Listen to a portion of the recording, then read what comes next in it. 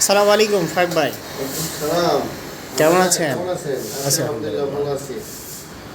তো কি করছেন? আমি তো রয়্যাল এনফিল্ড পলিশ করতেছি। পলিশ করছেন? জি, পলিশ করতেছি। পলিশটা কেন করা হয়? পলিশটা করা হয় গাড়িটা নেওয়ার পরে, দীর্ঘদিন চালানোর পরে গাড়ির উপরে ছোটোখাটো কিছু স্কেচ পড়ে যায়। দেন এই মেশিন পলিশের মাধ্যমে ওগুলো রিমুভ করা হয়। রিমুভ করার পরে সিরামিক্স কোটিংটা করা হয়। এখন বলতে পারেন যে সিরামিক্স কোটিং মেনিংটা কি? Meaning টা কি? সিরামিক্স কোটিং মেনিং হচ্ছে আমরা পলিশ ডিটেলিং এর পরে সিরামিক্স কোটিং যে গাড়িতে অ্যাপ্লাই করি, পেইন্টের উপরে লিকুইডের সাহায্যে এক্সট্রা একটা লেয়ার বসানো হয়। ওই লেয়ারটা বসানোর পরে গাড়িটা এক ধরনের তেলতেলে আবরণ হয়ে যায়। তেলতেলে আবরণের পরে ফাইনাল এটার উপরে যখন এক্সট্রা একটা লেয়ার বসে যাবে, লেয়ারটা অরিজিনাল কালারটাকে ধরে রাখবে, ধুলাবালি ধরবে না, কাদামাটি লেগে থাকবে না, পানি স্থায়িত্ব হবে না। এটা হচ্ছে সিরামিক্স কোটিং এর উপকারিতা। আচ্ছা আচ্ছা আচ্ছা।